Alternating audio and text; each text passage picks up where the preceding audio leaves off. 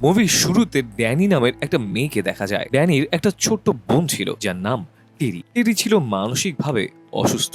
তো একদিন রাতে সে তার নিজের মা বাবাকে খুন করে এবং নিজেও সুইসাইড করে মরে যায়। এই ঘটনায় ড্যানি বেশ ভেঙে পড়ে। ড্যানির বয়ফ্রেন্ড ক্রিশ্চিয়ান ড্যানির মন কিছুটা ভালো করানোর জন্য একটা ট্রিপে যেতে চায়। ক্রিশ্চিয়ানোর আরো 3 বন্ধু ছিল, যশ, মার্ক আর পেলে। পেলের পরিবার ছিল সুইডেনে। সেখানে একটা বিশেষ অনুষ্ঠান হয় প্রতি বছর। সেই অনুষ্ঠানে যাওয়ার জন্য পেলে তাদের সবাইকে নিমন্ত্রণ করে। যাই হোক, সকলে মিলে পেলেদের সেই গ্রামে চলে যায়। পেলে তার সুইডিশ বন্ধুদের সাথে তার আমেরিকান বন্ধুদের পরিচয় করিয়ে দেয়। এখানে কনি আর সিমন নামের আরো একটা কাপল এসেছিল। এরাও মূলত পেলের বন্ধু। এখানকার একজন তাদের সবাইকে এক ধরনের ড্রাগ নেয়ার জন্য দেয়। ড্যানি এসবে খুব একটা অভ্যস্ত ছিল না, কিন্তু সামাজিকতা রক্ষা করতে সেও এই ড্রাগ নেয়। কিন্তু এই ড্রাগ নেওয়ার ফলে ড্যানি অদ্ভুত সব ভিশন দেখতে থাকে। সে দেখে যে সবাই তার দিকে তাকিয়ে হাসছে। ড্যানি দৌড়ে জঙ্গলের মধ্যে চলে যায়। এরপর তার আর কিছুই মনে নেই। ড্যানি যখন হুঁশ আসে সে দেখে ক্রিশ্চিয়ান, মার্ক, যশ তার সামনে। ড্যানি বেশ কয়েক ঘন্টা ধরেই ঘুমিয়েছিল। ড্রাগের ইফেক্ট চলে গেলে তারা রওনা হয় গ্রামের আরেকটু ভেতরে, যেখানে পেলেদের বাড়ি। মূলত এই গ্রামটা ছিল শহর থেকে অনেকটা দূরে, আর এখানকার মানুষরা আধুনিক কোনো প্রযুক্তির উপর নির্ভর করে না। তারা প্রকৃতি থেকেই সবকিছু নিয়ে নিজেদের জীবন যাপন করে। গ্রামের সেই বিশেষ অনুষ্ঠান শুরু হয়ে গেছে। ড্যানি, ক্রিশ্চিয়ান, মার্ক, যশকে নিয়ে পেলে বাড়ির ভেতরে যায়। ভেতরে আসার পর দেয়ালে ড্যানি কিছু মেয়েদের ছবি দেখতে পায়। পেলে তাদের জানায় প্রতিবার গ্রামের এই অনুষ্ঠান শেষে অনুষ্ঠানের মধ্য থেকে যে কোনো একজনকে তাদের এই গ্রামের রানী বানানো হয়, আর এই ছবিগুলো বিগত বারে নির্বাচিত হওয়া রানীদের।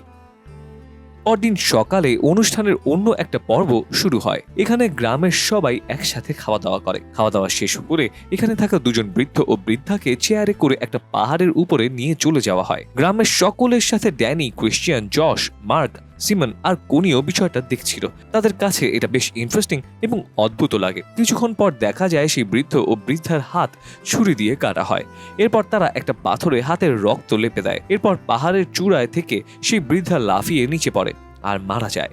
এর কিছুক্ষণ পর সেই বৃদ্ধ পাহাড়ের ওপর থেকে লাফ দেয়। বৃদ্ধ নিচে পড়ার পর তার হাত পা ভেঙে গেলেও তখনও সে মারা যায়নি। তখন সেখানকার অন্য একজন বড় একটা হাতুড়ি এনে বৃদ্ধর মাথা থেতলে দেয়। এই পুরো ঘটনা দেখে ড্যানি, ক্রিশ্চিয়ান, মার্ক, যশ একেবারেই শকড হয়ে গিয়েছিল। কিন্তু গ্রামের অন্যদের কাছে যেন ব্যাপারটা একদমই স্বাভাবিক। এই ঘটনা দেখে সিমন আর কোনি এই গ্রাম ছেড়ে চলে যাওয়ার সিদ্ধান্ত নেয়। তখন সেখানকার একজন তাদের থামিয়ে দিয়ে জানায় এটা তাদের কালচার। এখানকার মানুষরা অন্য সব বৃদ্ধদের মতো শেষ বয়সে ধুকে ধুকে মরতে চায় না। আর এই কারণেই গ্রামের যে কারো বয়স 72 বছর হয়ে গেলে তারা নিজে থেকে এভাবে নিজেদের আত্মত্যাগ করে। এটাকেই তারা নিজেদের সার্থকতা মনে করে। এরপর সেই 2টা ডেড বডি আগুনে পুড়িয়ে সেই ছাই একটা শুকনো গাছের কোটরে রেখে আসা হয়। মূলত এই গাছটাকে তারা পবিত্র মনে করত, কিন্তু মার্ক তো এসব বুঝতে পারেনি। সেই মরা গাছের পাশে প্রস্রাব করে দেয়। এটা দেখে গ্রামের সবাই মার্কের ওপর ক্ষেপে যায়। কোনো মতে পেলে মার্ককে সেখান থেকে সরিয়ে নেয়। পরদিন সকালে আবার সবাই মিলে একসাথে খেতে বসে। খাবার সময় ক্রিশ্চিয়ানের খাবারের মধ্যে সে চুলের মতো কিছু একটা পায়। যশ সেটা দেখে বলে মনে হচ্ছে এটা কোনো মেয়ের পিউবিক হেয়ার। ক্রিশ্চিয়ান বলে আরে দূর, এটা তো মাথার চুলও হতে পারে, উড়ে এসে পড়েছে হয়তো। এমন সময় একটা মেয়ে এসে মার্ককে এসে ডাকে। গ্রামে ঘুরিয়ে দেখানোর নাম করে সেখান থেকে সে মার্ককে নিয়ে যায়। পরের সিনে দেখা যায় যশ এই গ্রামেরই এক বৃদ্ধর সাথে কথা বলছে। বৃদ্ধ যশকে তাদের পবিত্র গ্রন্থটা দেখায়। যশ ছিল একজন ইতিহাসের স্টুডেন্ট। সে বিভিন্ন বিষয়ে গবেষণা করত, তাই যশ এই গ্রন্থের ছবি তুলতে চায়, কিন্তু বৃদ্ধ তাকে সেটা করতে বারণ করে। তবে রাতের বেলা যশ লুকিয়ে সেই ঘরে ঢুকে ওই গ্রন্থের ছবি তোলে। এমন সময় পেছনে এসে মার্ককে দেখতে পায়। যশ মার্ককে ডাকতেই পেছন থেকে ভারী কিছু একটা দিয়ে যশের মাথায় বেরিয়ে দেওয়া হয়। এখানে মার্কের চেহারাটা কেমন অদ্ভুত লাগছিল। আসলে মার্ক সেই পবিত্র গাছের গোড়ায় প্রস্রাব করে অনেক বড় অপরাধ করেছে। এই কারণেই তাকে শাস্তি দেওয়া হয়েছে। আর যশও সেম ভাবে তাদের কথা অমান্য করে অপরাধ করেছে। পরদিন সকালে 2 জন লোক এসে ক্রিশ্চিয়ান আর ড্যানিকে জানায় যে তাদের 2 বন্ধুকে খুঁজে পাওয়া যাচ্ছে না, হয়তো তারা এখান থেকে পালিয়েছে। কিন্তু ক্রিশ্চিয়ান এর সম্পর্কে কিছুই জানে না। এরপর ক্রিশ্চিয়ানকে একটা রুমে নিয়ে যাওয়া হয়। সেখানে একজন মহিলা ক্রিশ্চিয়ানকে জানায় যে তাদের এই গ্রামের মাজা নামের এক মেয়ে ক্রিশ্চিয়ানকে পছন্দ করেছে। আর সে কারণেই ক্রিশ্চিয়ানকে এখন মাজার সাথে শারীরিক সম্পর্ক করতে হবে।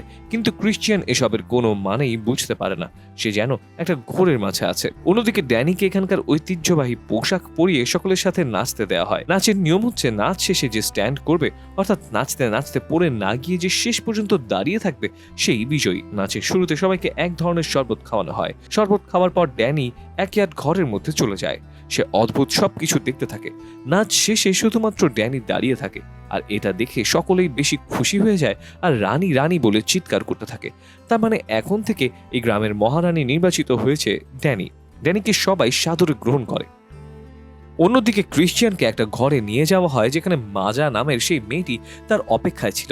মাজার সাথে সেই ঘরে ছিল গ্রামের অন্য মহিলারা, আর এরা সকলেই ছিল সম্পূর্ণ নগ্ন। ঘরের মাঝ থেকে ক্রিশ্চিয়ান সামনের দিকে এগিয়ে যায়। এরপর মাজার সাথে ইন্টিমেট হয়। সেখানে নগ্ন নারীদের মাঝে মাজার মাও উপস্থিত ছিল। ইন্টিমেট অবস্থায় মাজা আনন্দে চিৎকার দিচ্ছিল, আর তার সাথে সাথে সেখানে থাকা অন্য মহিলারাও চিৎকার করছিল, যেন তারাও মাজার সাথে এই ব্যাপারটা উপভোগ করছে।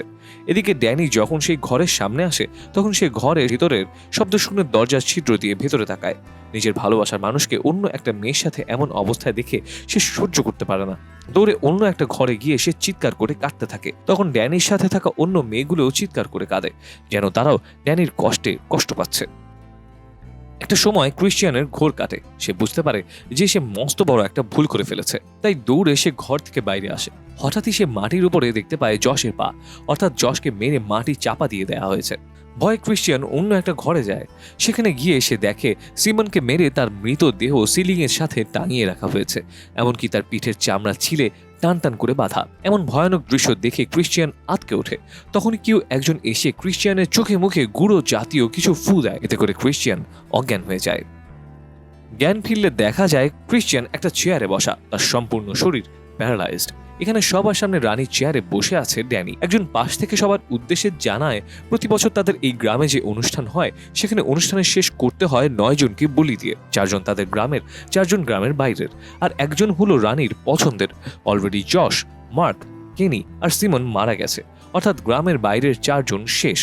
গ্রামের 2 জন বৃদ্ধ বৃদ্ধাও আত্মহত্যা করেছে। তখন সেখানে উপস্থিত থাকা সকলের মাঝে পেলে আর অন্য একজন স্বেচ্ছায় বলি হতে চায়, তার মানে 8 জন হয়ে গেছে। এখন রানী যাকে পছন্দ করবে তাকে নিয়েই বলির কাজ শুরু করা হবে। তখন শেষ জন হিসেবে ড্যানি তার বয়ফ্রেন্ড ক্রিশ্চিয়ানকে বেছে নেয়, কেননা ক্রিশ্চিয়ান তার সাথে বিশ্বাসঘাতকতা করেছে। এরপর মারা যাওয়া মৃতদেহ আর পুড়িয়ে ফেলা ছাই নিয়ে একটা ঘরে রাখা হয়। সেখানে পেলে সহ আরেকজনকেও বলির জন্য প্রস্তুত করা হয়। ক্রিশ্চিয়ানকে রাখা হয় একটা ভাল্লুকের চামড়ার ভেতরে। মৃত 6 জন আর জীবন্ত 3 জনকে সেই ঘরটাতে রেখে আগুনে পুড়িয়ে দেওয়া হয়। ভেতরে পুড়তে থাকা 3 জনের আর্তনাদের সাথে সাথে বাইরে থাকা সকলে চিৎকার করতে থাকে, যেন বাইরে থাকা সবার শরীরও পুড়ে যাচ্ছে।